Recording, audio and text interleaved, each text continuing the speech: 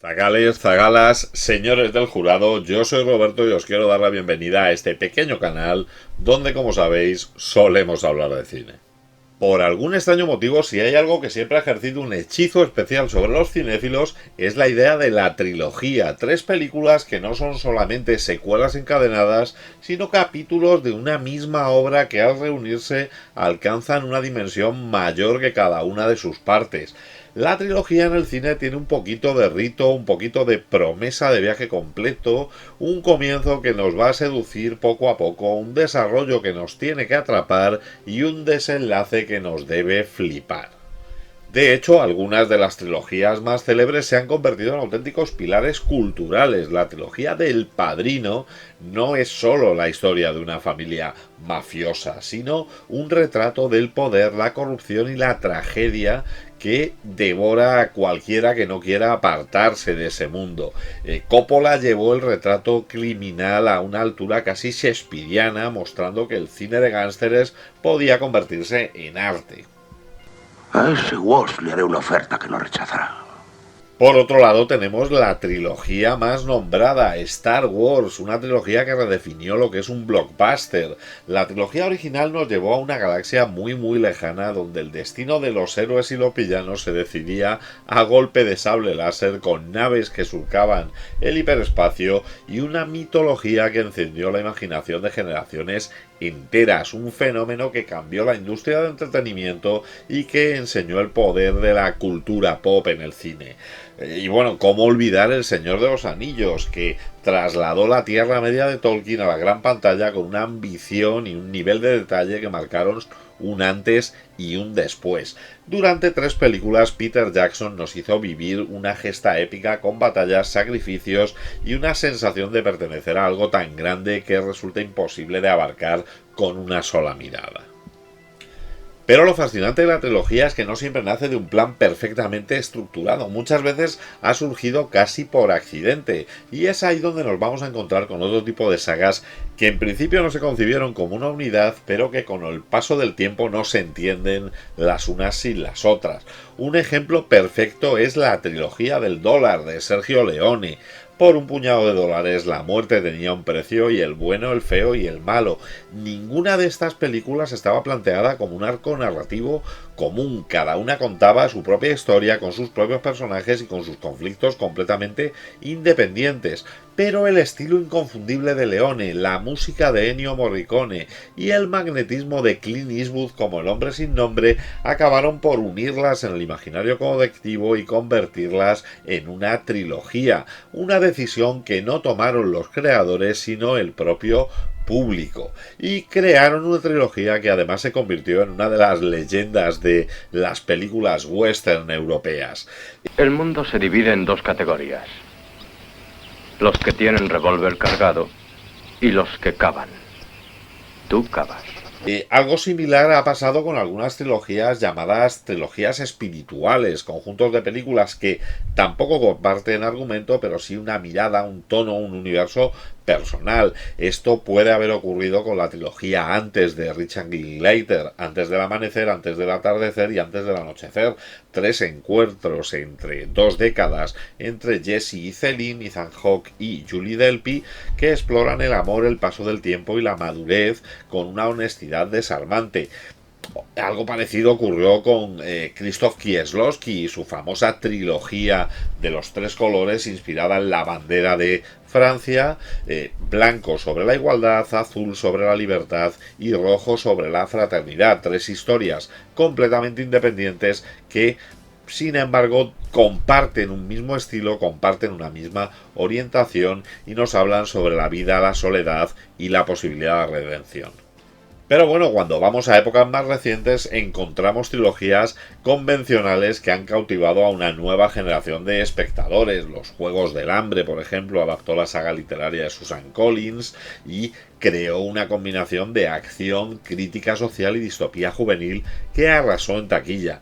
El Corredor del Laberinto siguió un camino similar, al igual que lo hizo la serie Divergente, con sociedades futuras misteriosas donde no se garantizaba garantizaba la supervivencia. Estas trilogías nacieron de planes de producción y estrategias de franquicia buscando optimizar el resultado económico de la adaptación de una historia al cine. Pero sin embargo, ¿qué pasa cuando cambiamos un poquito las reglas? ¿Y si en vez de dragones o sables láser nos metemos en un mundo de pubs británicos, de colegas cuarentones que no quieren madurar o de zombies que dan algo de risa? Mezclando todo eso con toneladas cinematográficas, con acción paródica y un humor muy británico. Pues lo que sale no es una trilogía cualquiera. Esto es otro rollo. La vida es bella, lo sé muy bien, con un poco de amor llega el tren. La fuerza está contigo, mi amigo fiel, en el cine encuentro mi papel. Te llama a casa, qué emoción, el Titanic naufraga en su canción. Es un interminable, no acabará, y siempre París nos quedará. Esto es otro rollo, ya lo verás, con un final feliz te conquistará. Esto es otro rollo, míralo bien, en la pantalla todo cambiará también. Y es que la trilogía del corneto es realmente un concepto que nació casi por casualidad, no había un plan maestro ni un contrato millonario detrás. Su origen estaba ligado simplemente a la complicidad de tres amigos muy apasionados por el cine de género. Para entender de dónde viene la trilogía del corneto hay que retroceder un poquito. Todo empieza con Spaced, una serie británica que se emitió a finales de los años 90 y donde se mezclaban referencias a la cultura pop, humor absurdo, pequeñas tragedias cotidianas. Una serie que, si bien solo tuvo 2 temporadas, se convirtió en un auténtico fenómeno de culto gracias a su estilo innovador y a su forma de retratar una generación de jóvenes adultos algo perdidos entre videojuegos, cómics, café y trabajos precarios. We'll see you at the rendezvous. Okay, Tim. Good luck.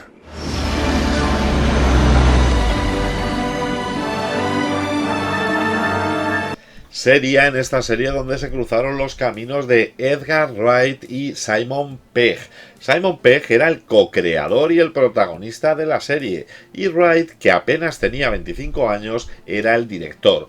Juntos consiguieron desarrollar un lenguaje visual muy característico, planos rápidos, muy tipo videoclip, transiciones muy creativas y una puesta en escena que transformaba situaciones cotidianas en algo épico o delirante. Salvage the comics. You drove the car into the pond, hitting your head on the concrete fountain, which is where you got your scar. You've got a best friend called Mike, who's a weapons expert.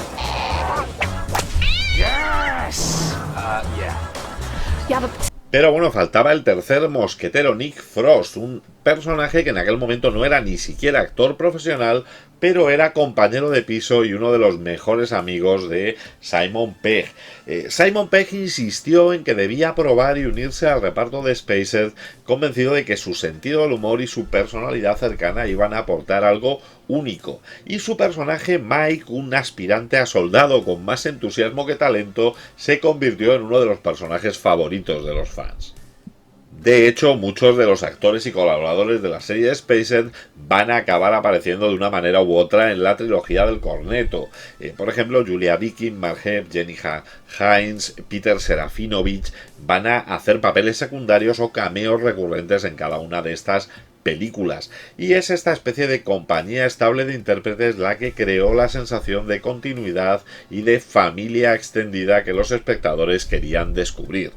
Tras la buena acogida de la serie, Ed Wright y Simon Pegg quisieron llevar su humor al cine, pero con un giro, mezclando géneros clásicos con la cotidianidad más aburrida de la realidad de Gran Bretaña. Y de esa idea nació la primera de las películas, Son of the Dead, la que sería el germen de lo que se convertiría con el tiempo en la trilogía del corneto. El propio Ed Wright bromeó en una entrevista diciendo que Son of the Dead y Hot Fuzz eran parte de una trilogía de 3 sabores porque en las dos aparecía un helado corneto.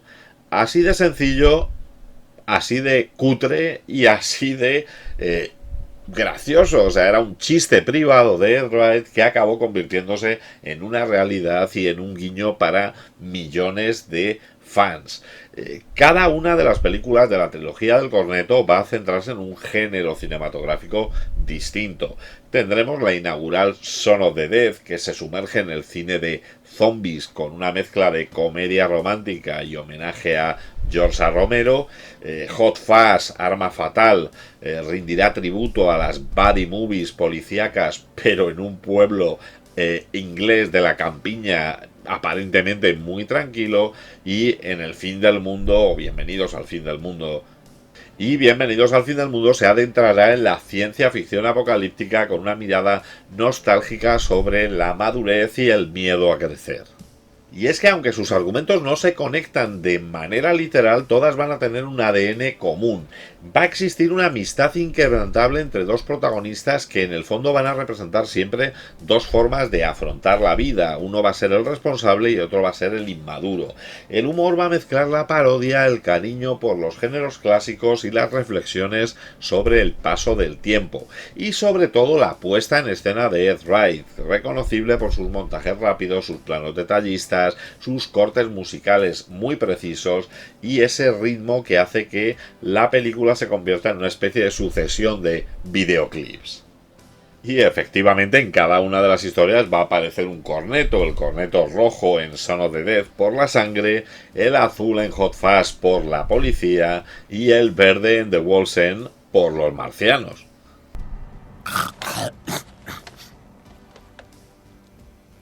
Ve a casa de tu madre, recupera a Liz, arregla tu vida. ¿Quieres algo de la tienda?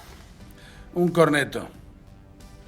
La trilogía del Corneto no solo consolidó la fama de Simon Pegg y Nick Frost como pareja cómica muy en forma en aquel momento, sino también catapultó a Ed Wright al panorama de Hollywood y le abrió sus puertas. Gracias a el éxito de esta trilogía, Wright ha podido dirigir películas como Scott Pilgrim, Baby Driver, Last Night in Soho o bueno, la próxima Perseguido, la cual algunos de nosotros estamos esperando con avidez.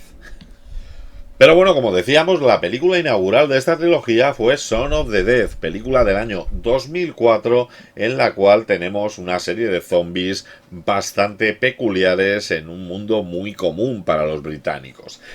Si te preguntas por qué en España la película se llamó Zombie Party, la respuesta va a ser muy sencilla. Nadie entiende muy bien por qué. El título original es un juego de palabras entre Dawn of the Dead, la película clásica de George A. Romero, o incluso si apuramos el remake de Zacarías Snyder, y el nombre del protagonista, Son. Que Ash está, bueno, que no se encuentra muy bien. Así que yo estaré al mando del establecimiento porque soy el... Más viejo. El empleado más antiguo. Y si todos... Pero, claro, en España debió pensarse que eso no sonaba muy comercial y se prefirió un nuevo nombre que primero se carga la broma y se carga el doble sentido, y además tampoco es un título en español, con lo cual la cosa es un poquillo extraña. La historia de Son of the Dead nace literalmente de una maratón de videojuegos. Simon Pegg, en uno de los episodios de Spaced, mostraba a su personaje teniendo un brote psicótico después de estar toda una noche jugando al Resident Evil 2. Le pareció una buena idea esa mezcla de rutina cotidiana y apocalipsis zombie, y lo comentó con Ed Wright, que pensó que ahí había suficiente material para empezar a trabajar en una película. Desde el principio la idea fue hacer algo diferente. No tenían en mente hacer una parodia pura, pero tampoco una sátira sin corazón. Querían realmente hacer una carta de amor a las películas de zombies y a la vez una comedia romántica sobre un tío que necesita madurar antes de que se acabe el mundo. Pero prometiste beber vino en vez de cerveza, y prometiste que iríamos de vacaciones. Y fuimos a Grecia, ¿no? Nos conocimos en Grecia. En una fiesta. Ya no es lo mismo. Prometiste que cambiarías. Nos prometiste la tele por cable. Aún estoy en ello. Ed Wright y Simon Pegg se tiraron casi 9 meses escribiendo el guión en sesiones nocturnas interminables. Ellos mismos han dicho que la mayoría de las ideas surgieron entre pintas de cerveza y maratones de películas de George A. Romero y John Carpenter. Wright tenía un cuaderno lleno de bocetos de las escenas y de listas de qué discos deberían tirarse como armas a los zombies de manera improvisada. Algunos son ediciones limitadas. Espera, ¿cuál era ese? Creo que Blue Monday. Tío, era la versión maxi single. Venga ya. Purple Rain. No, Sign of the ni Times. se te ocurre. La banda de Batman. Tira. El humor y la acción estaban muy planeados, estaban milimétricamente planeados, pero siempre con un pequeño margen para que los actores pudieran ser espontáneos. Para dar vida al grupo que rodea a Son, el equipo reunió a varias caras conocidas del circuito de la comedia británica y a algunos compañeros de la serie Spaced. Al final hay un elenco bastante coral que le da un toque de humanidad y mucho humor a la película. Kate Ashfield va a interpretar a Liz, la novia de Son, una chica práctica e inteligente y que está cansada de esperar a que Son madure y espabile. Lucy Davis da vida a Diane, la mejor amiga de Liz, una aspirante actriz que tiene un corazón enorme. Dylan Moran encarna a David, el novio de Diane, que además está muy celoso de Son porque siempre ha estado enamorado de Liz. Pero también tenemos a Penelope Wilton como la madre de Son en una interpretación verdaderamente divertida y a Bill Nighy dando vida a Philip, al padrastro de Son, que a pesar de llevar pues casi toda la vida junto a él, no parece tener mucho de su respeto. Como si fuerais sonámbulos. ¿Veis su expresión perdida y un poco triste? Como la de un drogadicto. De acuerdo, intentémoslo. Liz. Bien, muy bien el gemido. Sigamos. Bárbara, excelente. Oh, lo siento, pensaba en otra cosa. Oh, Claro, por supuesto tenemos a Nick Frost dando vida a Ed, al amigo perezoso y entrañable de Son. ¿La han mordido? No, a Philip. Ah, vale. Mamá, ¿y cómo se encuentra? Oh, está bien, aunque un poco mareado. Entiendo. ¿Qué ocurre? Tenemos que matar a Philip. Oye, mamá, ten cuidado, ahí estás en peligro. Vamos para allá. No quiero causar... Además de estos personajes vamos a tener una serie de secundarios y cameos que hacen las delicias de los fans que permanecen atentos. Jessica Hines, co-creadora y coprotagonista de Spaced, aparece brevemente como Yvonne, una especie de espejo, una versión paralela de Son. De hecho, es inolvidable la escena en la que los dos grupos de supervivientes se cruzan viendo que estamos prácticamente delante de un espejo. De hecho, en ese grupo vamos a tener a Martin Freeman, al que posteriormente se haría famoso dando vida al Dr. Watson y a Bilbo Bolsón en la trilogía de El Hobbit. El presupuesto era muy modesto, eran unos 6 millones de dólares, así que el equipo tuvo que ser bastante ingenioso para recrear la situación caótica. La película se rodó en barrios del norte de Londres y en interiores que querían que fueran forzosamente característicos de cualquier piso de clase media de Gran Bretaña. Muchas de las localizaciones, como el mítico pub El Winchester, eran localizaciones de verdad. De hecho, el Winchester se convirtió en un lugar de peregrinación para los fans que se hacen fotos delante del pub como si se tratara de un museo súper importante. Durante el rodaje, Ed Wright estaba tremendamente obsesionado con el ritmo visual. Cada transición se ensayaba decenas de veces hasta lograr que pareciera coreografiada. Los propios figurantes contaron que entre tomas los directores les recordaban que no podían reírse en ningún momento porque estaban muertos.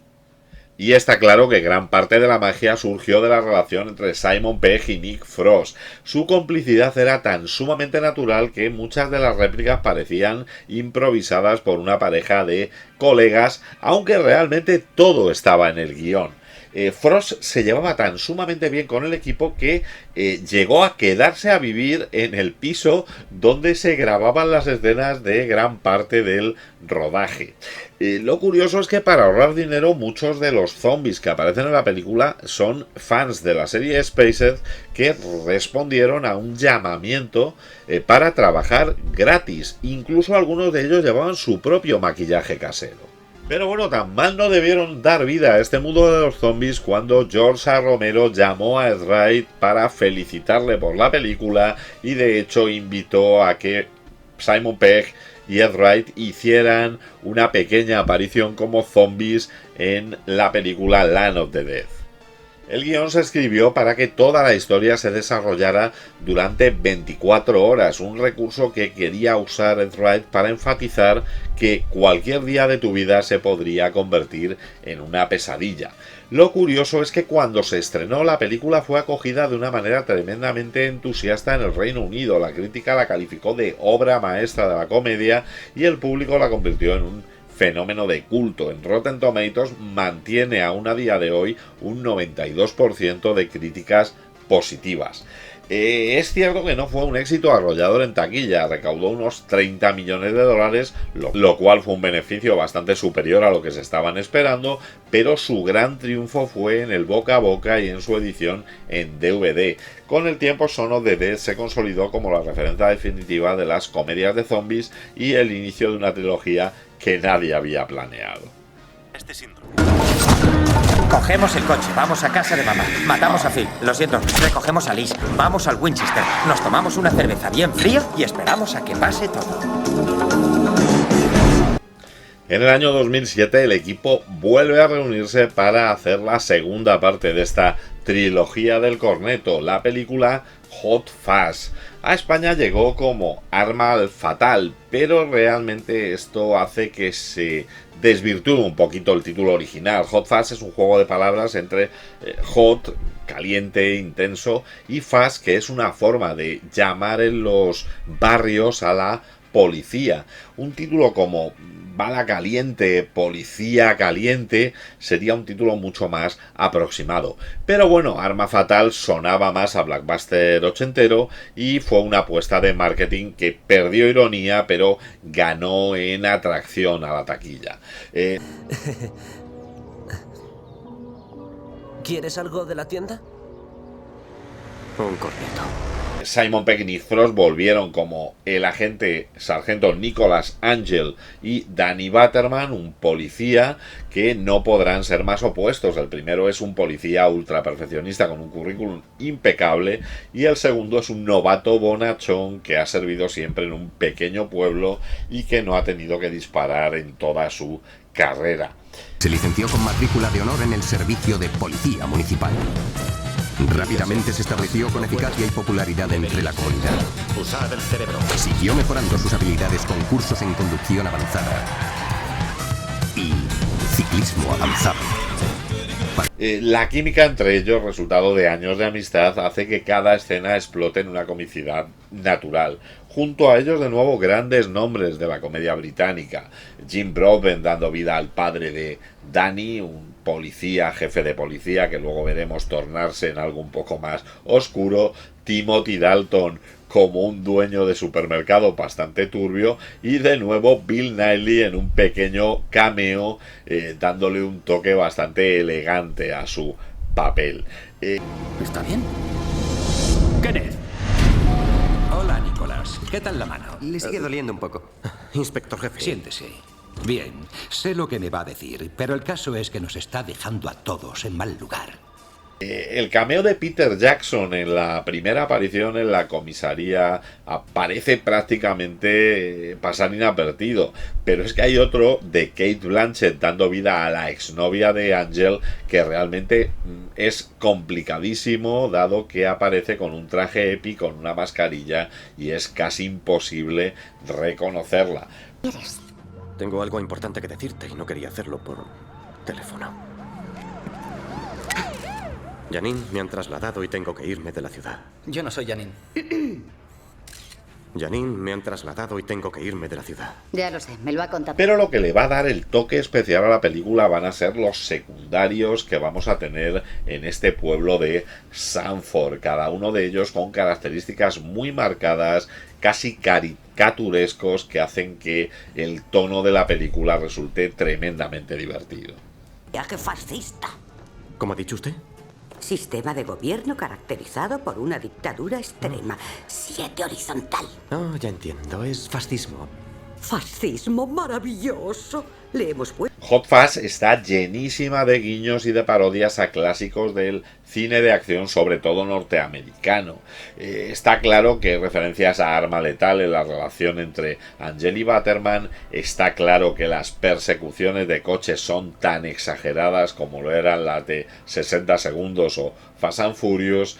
La forma de montar la película y de hacer algunos de los cortes quiere darse un aire al cine de Tarantino y a la forma de montar películas como Reservoir Dogs o Pulp Fiction, e incluso esta especie de modo rural de tratar a los extraños nos va a recordar a películas como Wicker Man, esta atmósfera de pequeño pueblo lleno de secretos. Además, Seth Wright pone muchos detalles visuales que imitan la forma de actuar en esas películas, zoom dramáticos, encuadres exagerados, cortes rápidos.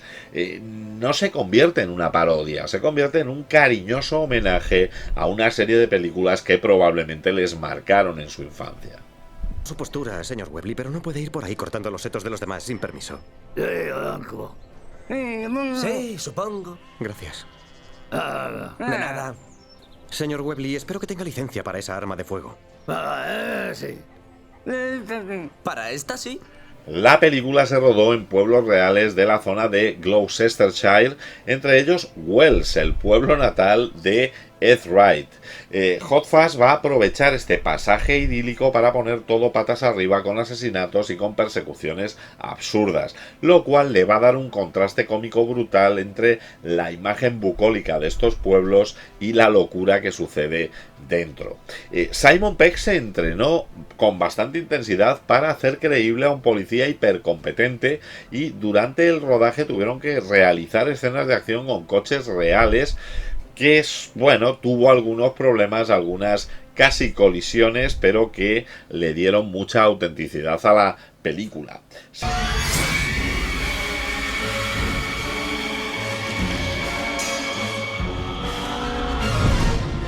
¡Alto! ¡En nombre de la ley! Se cuidó especialmente el ritmo y Ed Wright tuvo que luchar con la distribuidora para que no le recortaran el metraje, defendiendo que era una combinación perfecta entre película de acción y película de humor. También en esta película vamos a tener el pequeño momento de conseguir un helado corneto azul. A nivel global, Hot Fuzz fue un éxito de crítica y público. Se alabó su capacidad para mezclar géneros, para mezclar comedia, thriller, acción, misterio y humor muy británico, pero que era accesible para el público de fuera de las islas. Y además las actuaciones fueron tremendamente destacadas, sobre todo la de Timothy Dalton. En España no llegó a ser un pelotazo comercial, pero sí consiguió una base fiel de fans que la consideran una película de culto, mientras que en Estados Unidos o en el Reino Unido realmente arrasó en taquilla y tuvo una gran valoración por parte de los críticos, que sobre todo destacaron el guión muy inteligente y la forma de dirigir de Ed Wright. Ciérreme. ¿Cómo dice? Soy un asesino y tiene que detenerme. ¿Es un qué? Un asesino de precios. Es broma. Soy Simon Skinner, dueño del supermercado. Rotten Tomatoes la tiene con un 91% de críticas positivas y muchos la consideran como la mejor de las películas de la trilogía Cornetto. De hecho, yo soy uno de ellos. Sí es cierto que la taquilla reflejó el aumento de popularidad de la trilogía, recaudó unos $80 millones, cuadruplicando su presupuesto, y ha sido descrita en múltiples ocasiones como la mejor parodia de acción de los últimos 20 años. Del supermercado. Vamos para allá. A la orden. Sargento Butterman. Me parece que empieza el espectáculo. Dale caña.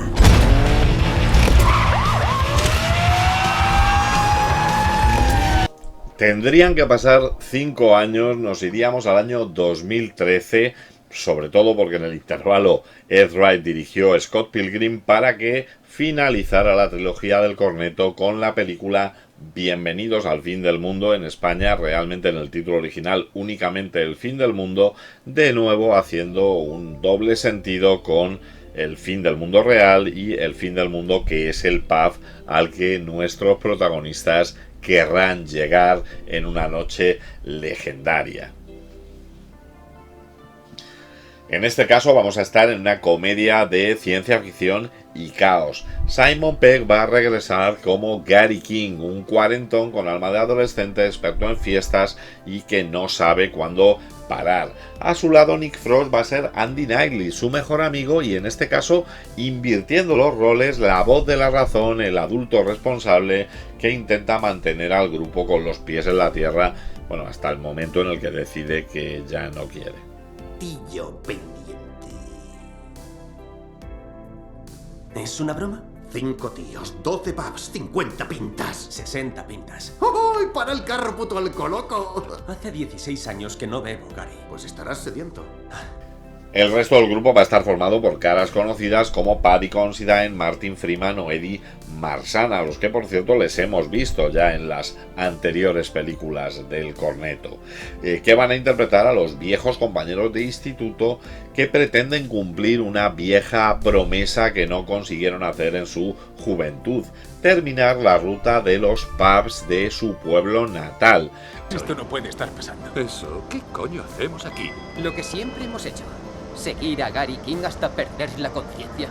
Visitando los 12 bares que tiene el pueblo. En este caso el personaje femenino va a estar interpretado por Rosamund Pike, que va a ser Sam Chamberlain, la hermana de uno de los amigos y antiguo interés romántico de Gary King. Sam va a ser un personaje ingenioso con carácter y no se va a dejar impresionar en absoluto con las payasadas de los amigos de su hermano. Gary, estás loco perdido. ¿Qué? ¿Me has dado la señal? ¿Qué señal?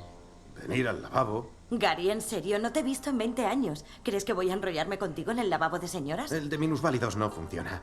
Y por supuesto, de nuevo vamos a tener a un actor de raza, un actor con presencia para completar el reparto. En este caso será Pierce Brosnan, interpretando a Guy Shepherd, un antiguo profesor del instituto que fue una especie de referente para ellos en la adolescencia y que cuando lo encuentren en mitad de esta noche loca va a oscilar entre su actitud de mentor al inicio de la noche y, bueno, pues una especie de representante de los alienígenas al final de la película.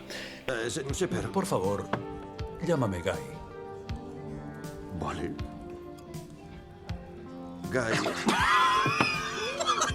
¡Para! ¿Es usted un robot? Esta película es un festival de homenajes al cine de ciencia ficción, a la cultura pop y a la nostalgia de los 80 y los 90, incluyendo su banda sonora que es bastante representativa de la música británica de aquel momento. Los otros, intentando integrarse.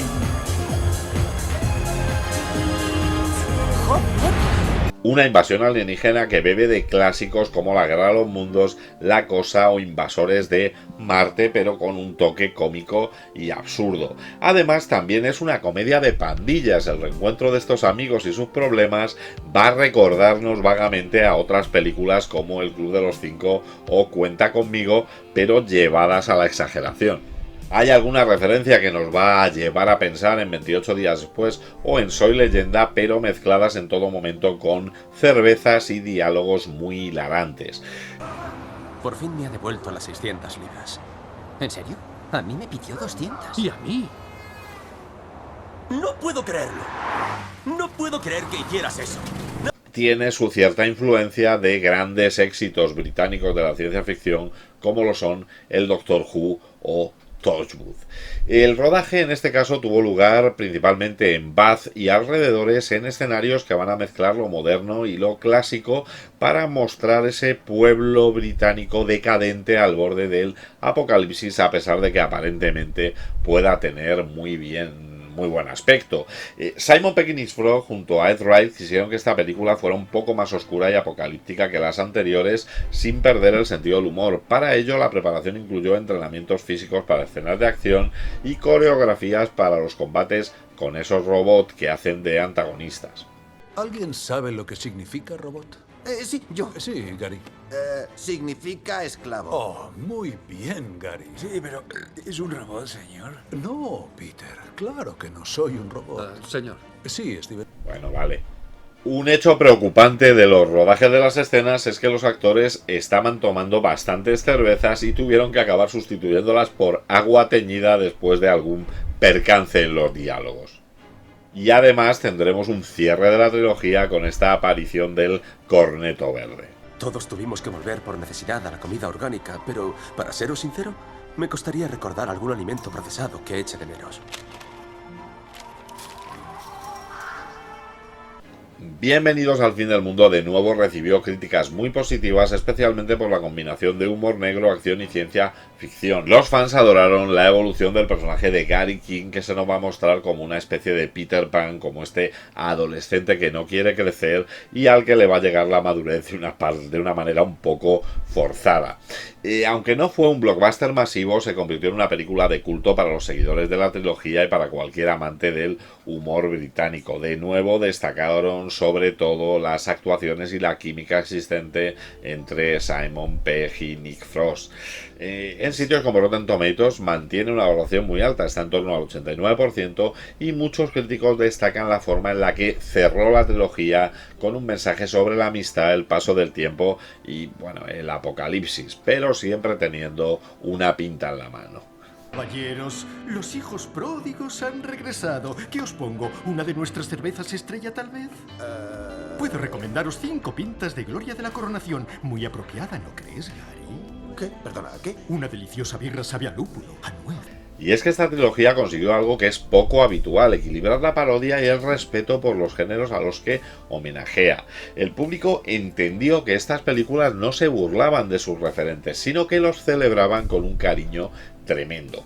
Más allá de la broma del corneto, cada película homenajea a un género diferente, pero las tres van a explorar la amistad masculina, la búsqueda de la madurez y la nostalgia por los tiempos pasados. Esta mezcla de comedia y homenaje serio fue tan refrescante que creó escuela. De hecho, a partir de esta trilogía aparecieron una serie de películas que mezclan acción y humor autorreferencial, como fue el caso de Attack the Block del 2011, la guía Scout para el Apocalipsis Zombie o Zombie Camp como se llamó en España, Las últimas supervivientes del año 2015, Death Snow. Al final son películas que tratan con mucho respeto el género que homenajean, pero que meten un sentido del humor muy divertido. Y influyó además también en series de televisión y consolidó el bromance británico, esa amistad masculina torpe, llena de cariño, de conflictos absurdos, que ha sido luego replicada en muchísimas películas de comedia y que tiene su base en la gran naturalidad de la amistad entre Pegg y Frost. Y Andy. Andy era mi colega. El único tío en el que podía apoyarme. Me quería mucho, y no lo digo en ese sentido, pero yo también le quería a él. La trilogía además sirvió para que todos sus integrantes hayan ido tomando su lugar en el mundo del cine. Ed Wright, como he comentado antes, sigue inmerso en la dirección de películas que están teniendo bastante éxito. Simon Pegg, además de como actor, ha estado ya como guionista y productor, incluso en franquicias como Star Trek. Y Nick Frost simultanea la carrera en el cine y la televisión, apareciendo en series bastante curiosas como Truth Seekers, que está en Amazon Prime, pero además ha sido seleccionado para dar vida a Rubius Hagrid en la nueva serie de Harry Potter.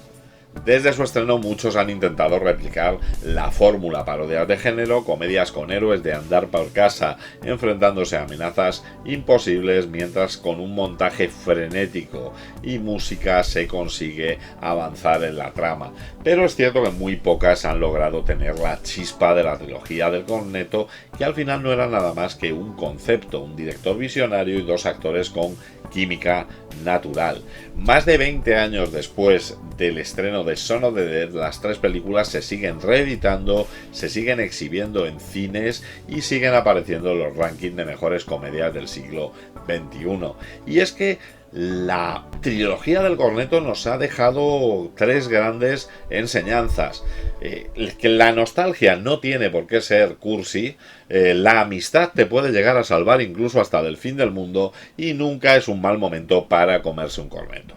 Y bueno, ¿cuál es vuestro sabor de corneto favorito? Ponedmelo en la caja de comentarios. Si os ha gustado el vídeo, dadle a like, suscribíos al canal para más contenido como este y no dejéis de pasar por la sección Canales que me enrollan dentro de mi canal, donde encontraréis a compañeros que hablan de cine, incluso a veces mejor que yo. Y como siempre digo, parafraseando a Typical, en el próximo programa hablaremos del gobierno. Muy bien amigos, se acaba la semana, los domingos por la tarde aquí partimos pana. ¿Te lo has pasado bien? ¿Aún te quedan ganas? Roberto te cuenta más movidas raras. Esto es otro rollo, ahora a la cama, a dormir, a ver cine o haz lo que hagas. Dentro de 7 días otra pasada con más pelis guapas para analizarlas. Esto es otro rollo, verano, invierno. Esto es otro rollo, aquí siempre despierto. Esto es otro rollo, lo estás sintiendo. La semana que viene hablaremos del gobierno.